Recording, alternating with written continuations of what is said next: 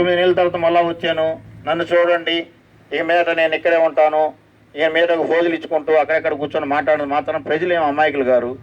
ఈ 9 నెలలు విడిచిపోయేసి కరోనా కష్టకాలం అయితేనేమి, తుఫాను కష్టకాలం అయితేనే మరి ఇతర కార్యక్రమాలు కూడా ఎవరు మొహం చూడకుండా పరిస్థితుల్లో ఈరోజు వచ్చేసి ఈ యొక్క వైఎస్ఆర్ కాంగ్రెస్ పార్టీ విఫలం. ఇక్కడ ఉన్నటువంటి శాసనసభ్యులు అటల్ బాబు మరి మేమైతే గతంలో తోసేసాం, ఇరగదీసామని చెప్తున్నారు. ఒక్కసారి సిగ్గు ఉండాలి, బుద్ధి ఉండాలి. ఇంకోసారి మాట్లాడే ముందు బుద్ధి సిగ్గు తీసుకొచ్చి మాట్లాడాలి. ఎందుకంటే మాట్లాడేటువంటి పథకాలు గతంలో మీ పథకాలు మీరు ఇచ్చినటువంటి కార్యక్రమానికి మేము ఇచ్చిన కార్యక్రమానికి ఎక్కడ కూర్చొని ఒక్కొక్క పథకానికి కూర్చుంటే ఎక్కడైనా సరే మధ్యత్వం, లంచం మరి ఎలాంటి కార్యక్రమం లేకుండా ప్రతి ఒక్కటి చిన్న కార్యక్రమం కూడా ప్రతి ఒక్కరి అకౌంట్లోకి వెళ్ళిపోతుంది. మాది అది గతంలో ఏంటంటే డబ్బులు ఇస్తే సంతకం పెడతారు, పెన్షన్ వస్తుంది, డబ్బులు ఇస్తే రైతు రథం వస్తుంది, డబ్బులు ఇస్తే లోన్ వస్తుంది, డబ్బులు ఇస్తే ఇల్లు, డబ్బులు ఇస్తే ఇళ్ల స్థలం. ఆ కార్యక్రమానికి జగన్మోహన్ రెడ్డి గారు ఫుల్ స్టాప్ పెట్టారు.